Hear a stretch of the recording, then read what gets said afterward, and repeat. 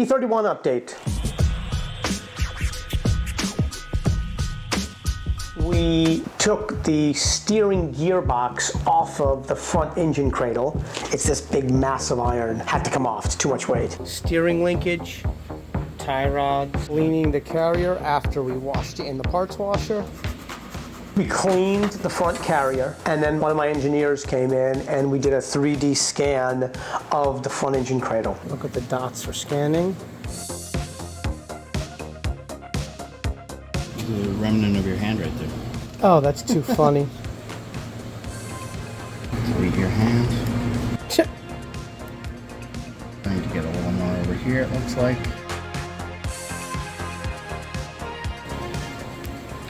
Putting the dots on the carrier. So that's the bottom side. That's cool. And then now we're going to start on the other side.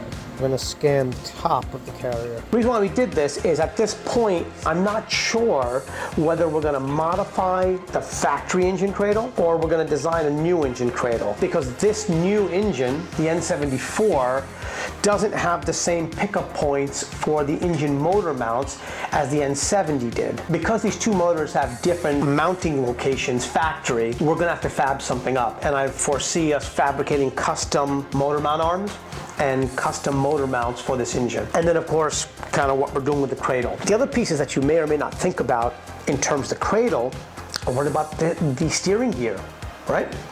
The factory 31 came with a gearbox, not a rack and pinion, and that's because it didn't have room for a rack and pinion. With this new motor, I don't even have room for the steering gearbox. So I'm looking into a couple of options, and I think it's going to be something along the lines of electric power steering.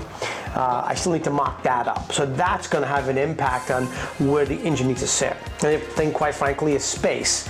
You know, we started looking at the intercoolers and the fact that I'm probably going to have to relocate the intercoolers and fab up new adapters for the intake manifold to go to the intercoolers. It's just like a lot of pieces in this thing, moving parts. So anyway, now we have a 3D image that we can play with the engine and the engine bay, kind of how they're going to fit.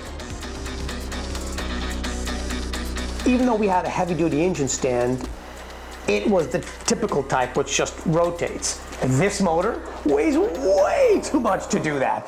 It takes like 4 people in an engine crane, because I'm extra cautious, to rotate it. So I sourced a engine stand with a gear mechanism.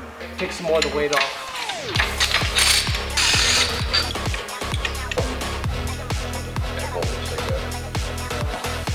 And like any kind of gear mechanism, it multiplies the power of the guy turning it, which is wonderful. So now we can rotate the engine any which way we want with one person. So it will no longer require brute strength to rotate this motor, which is going to be important. Also, the stand has these really cool pucks, like supports that we can screw down and will further stabilize the stand while moving it around. It's really pretty cool. The other interesting thing is I started looking at a couple different companies for DMEs in German speak, ECMs in domestic speak. In other words, the main computer. We need something that's going to drive a twin-turbo V12. My friend Troy, who's the client on this project, he is wonderful. I gotta tell you, that man does so much research, and he just feeds me the research, and it's super helpful. Thank you, Troy. So Troy found a company that has a ECM, as I was saying, or DME solution, which I think might work for this. Because the other problem that I'm having is with the stock DME, I can't find anyone who will tune this car. So that's why I want to find a solution that we can learn ourselves and tune the car ourselves, because it's not an easy car. And again, because it's such a rare engine, most tuners aren't going to spend the time and the effort to learn how to tune something like this. So I'm pretty excited about that. The next thing we're going to do is scan the top of the engine. And again, that's going to help us fitting into the engine bay. We scanned a couple things. If you remember, the engine was upside down for a while we were working on the oil pan stuff. And now that stuff is pretty much dealt with. We flipped it over on the new engine stand, and now we scan the top of it. That's one. Two, we scan the transmission, the new ZF8HP. That's The whole theory? 1, 2, 3, 4. My scanning engineer has a scan of the engine bay, has a scan of the motor complete top and bottom, has a scan of the transmission. He's going to put them together for me, and he's going to overlay it on the engine bay just to see theoretically, modeling wise, if they fit. Now, that's one piece. The other piece is we are in the process right now of removing the nose of the car. That's called an air hammer.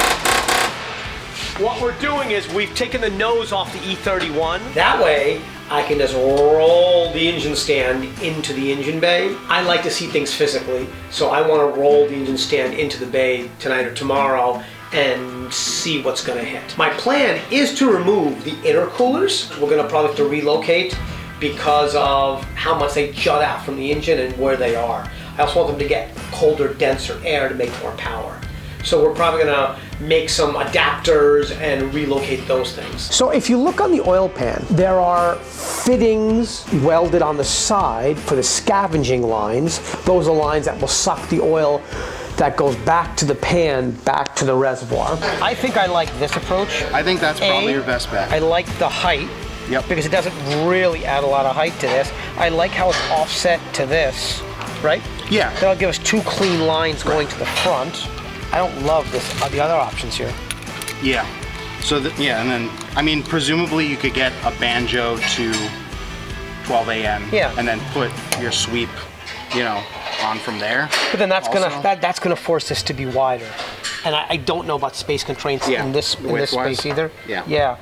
I think I like this one the best. Yeah, I mean, that's going to be... Because this is a little wider. Yeah, if it needed to go a little off, you know, because there's also going to be a filter in this whole deal too. So presumably this could go in a different direction.